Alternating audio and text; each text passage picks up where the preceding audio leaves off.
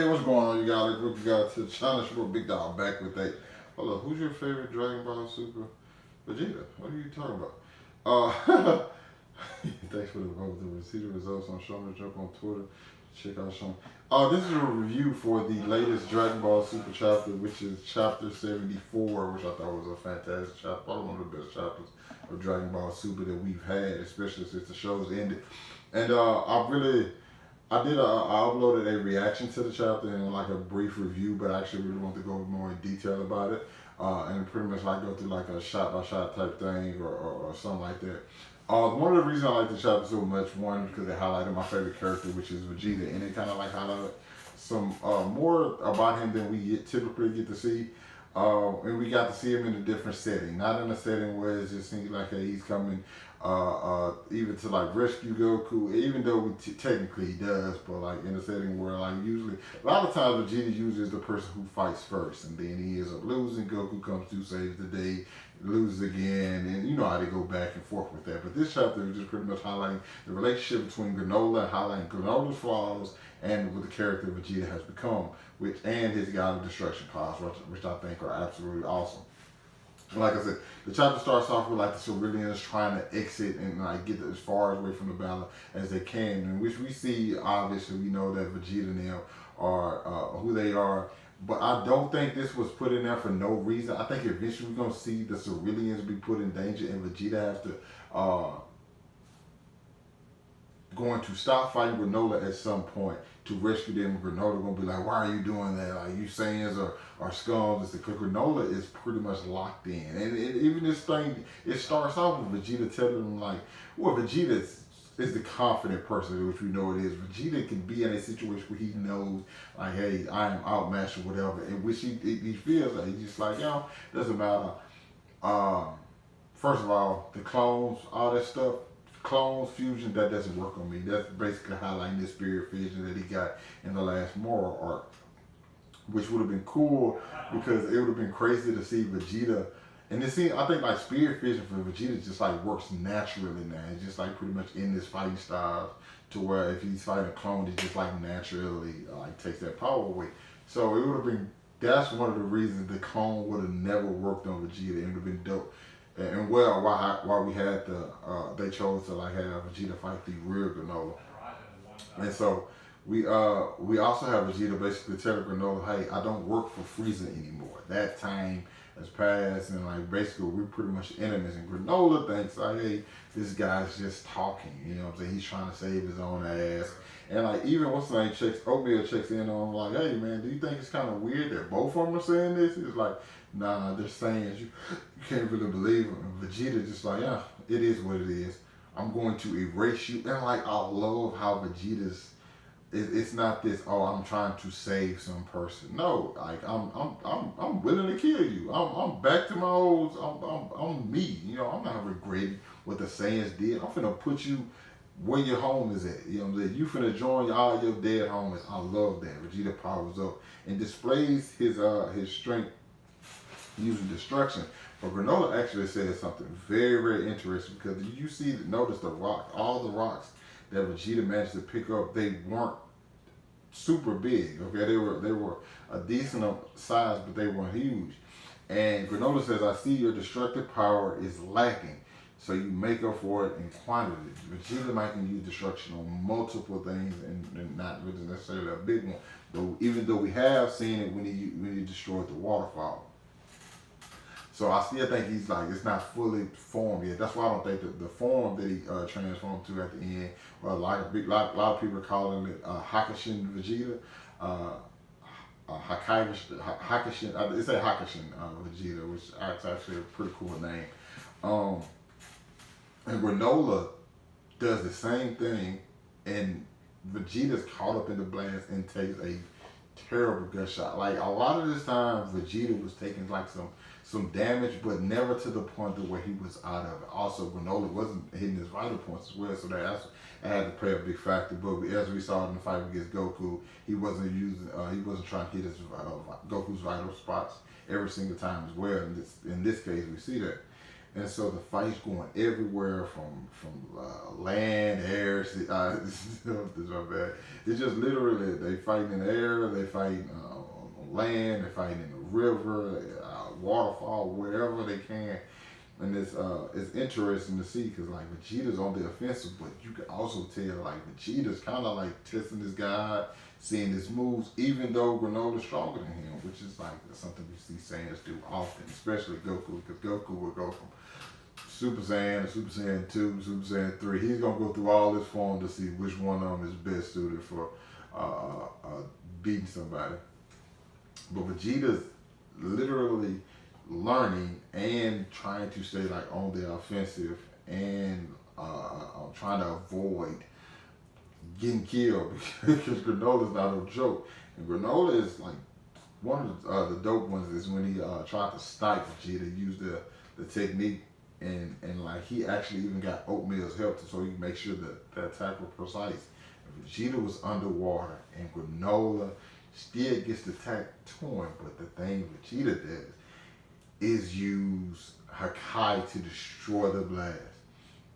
And so this Granola's shocked because he's just like, wow, you guys are a lot stronger than I thought. And this is when the chapter starts to get really good. Okay, is when it hit that next level. And I always talked about this a bunch of times that Vegeta has the best dialogue in all of Dragon Ball, and some of the best dialogue in anime period. Because granted, it's typically followed by him taking an L, but in this case, it's just like it works, okay? And granted, we still have to see next chapter because I know how Dragon Ball writes, and you know, we great one day and then it's terrible the next. I hope that's not the case with this upcoming chapter next month. They'll have a month away, but still, Vegeta is basically like, yo, you still sound high and mighty. No matter how powerful you are, I remain. This is what Granola says. No matter how powerful you are, I remain the strongest in the universe. The struggle is pointless. And Vegeta says, I admit at the moment your strength and technique surpasses my own, but I'm still going to win. He says this with ultimate confidence. And the reason I think this is simple.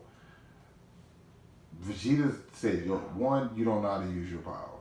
You haven't trained. As soon as you got these powers, you pretty much just sat on your ass. Vegeta said, I have years and years of battle experience, okay? Like that's something I said. Once Granola got his powers, Granola literally went back to stayed on the planet and just waited.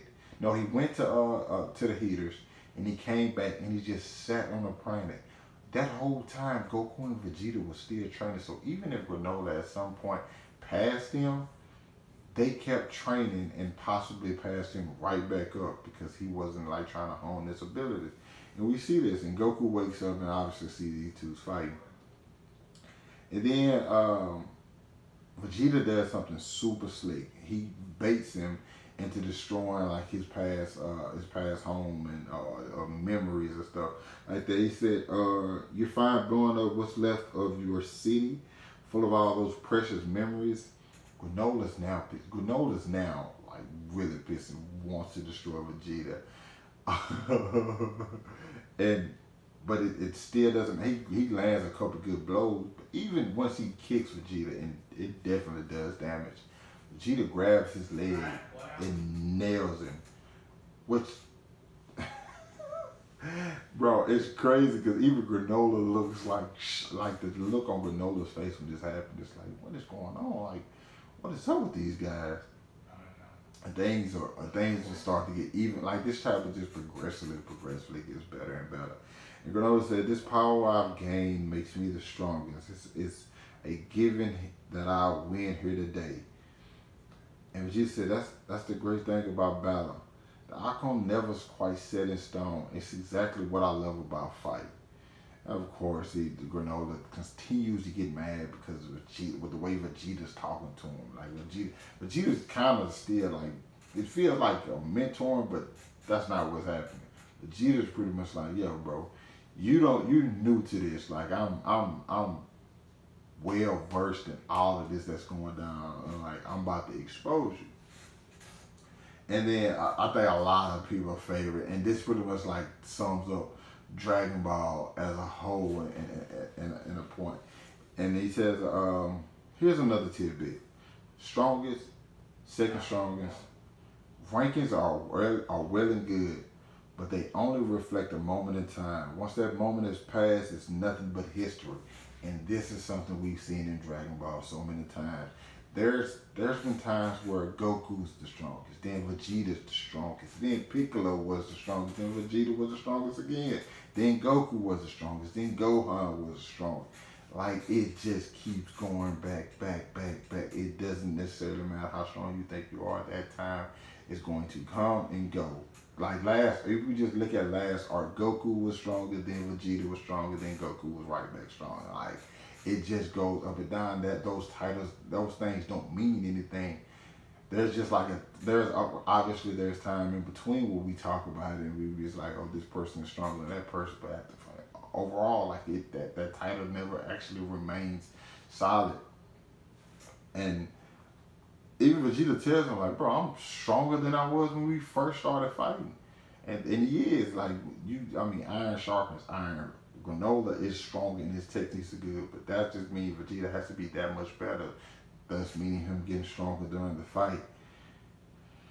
Like Granola just steady. Like if you look at Granola, like there's no calmness in him. When he was fighting Goku, he was calm, but Vegeta's got nothing in his skin, and he's pissed. And he goes in for like, he was trying at first, but he goes in for the final blow, and he hits Vegeta in the stomach. And something similar to when Goku got hit in his vital points.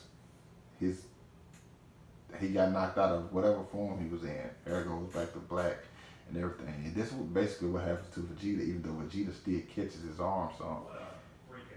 And then he coughs up blood, obviously. And the Vegeta hits that. This is like Saiyan Saga, 4 feet tall Vegeta right here. He said, this feeling, it's been ages. What fun. Granola, once again, Granola is shook, people. He's shook. He's like, there is no planet to protect, no people to save. Just me immersed in battle, my happy place. Just the thing to get a battle crazed Saiyan blood pump.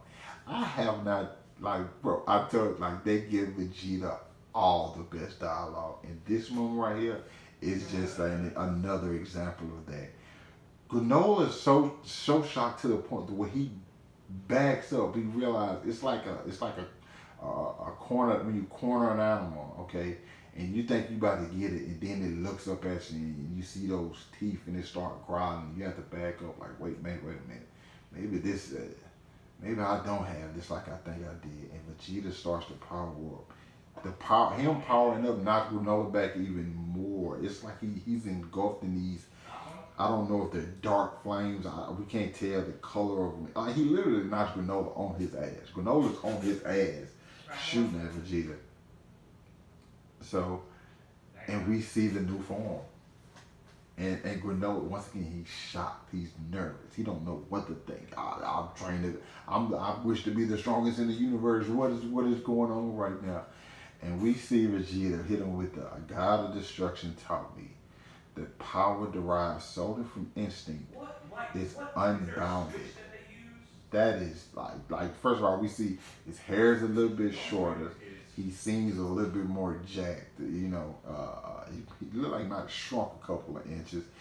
He still the earring sets it off, and then he loses his eyebrows, and his eyes change to how Ultra Instinct is. We don't necessarily know what this is. It's just simple. I don't want it to be a simple technique where you just use Hakai. I don't want Vegeta to spam Hakai like that, you know, because we saw what Topo did with that. But there's a part of me like, does he get the kill?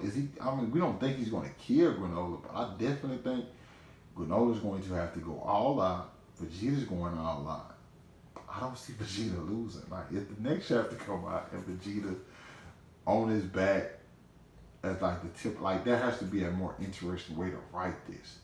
Like the heater saved Granola used teleportation to go to somewhere. Like there has to be something. even though Granola can't necessarily use teleportation to, he can't use teleportation to go to the Heaters planet because if he could have, he would have just did that instead of traveling in his plane. I don't know, but like there has to be something. And I'm loving this look from Vegeta. Maybe there's some drawbacks. Maybe it's not fully formed. There's only one thing I kind of wish they would have did different. I wish Vegeta would have had like some hair coming like over his shoulders. That's it. It's still the same length or whatever, but like some drip down like over his shoulders, and that would have been cool enough for me. We don't know if we think his hair is black, but it seems as though it has more definition in it, which is something that is different. Even if these are just simply purple, a lot of people assume it's purple or black and purple. I wouldn't mind the black and purple. Where the gray is, I wouldn't mind that being purple or something like that. I typically didn't want just another simple hair change. I wanted more of a form change. But I can't lie, like this is one of the coolest Vegeta shots we've ever seen. Vegeta, I'm telling you, like I'm super excited to see where this goes. I definitely don't think, like a lot of people wondering like, oh, is Granola getting took down? Granola's not going down this hard. Granola still has to like have this revelation of what he has to realize that the Saiyans are how they are. He has to also he has to have this moment of like clarity. Obviously, he still has to meet Frieza, who he's definitely strong enough to beat right now. I think unless Frieza's been doing some serious training, which they won't be surprising. We still have the relationship with the Heaters and see what elect and gas is capable of. Well, not elect, but more or less what gas is capable of doing and how strong he is. These are still things that have to play a part in this arc. So this is not the climax of the arc by any means. I think this is just something to get fans hyped right now, and some like more things is coming. This arc probably doesn't end this year. I wouldn't be surprised if it does not end until next year because we still have a lot of things to go. And then most of the stuff we've been seeing is straight fights. Next month's gonna be a fight. Probably a little bit, we're gonna get some more fights, but then we're gonna really get to break down these character moments. So this is good. This is good. This is what I think a lot of people want to see from Dragon Ball Super, and I'm happy that we get it.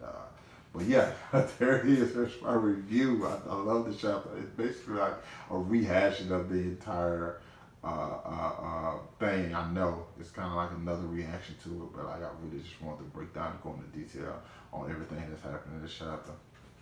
So yeah, you guys, let me know what y'all thought about the chapter down in the comments. Hit that like button, subscribe to my channel. Thanks for watching the video. You guys staying safe, and I'll catch up with you guys later.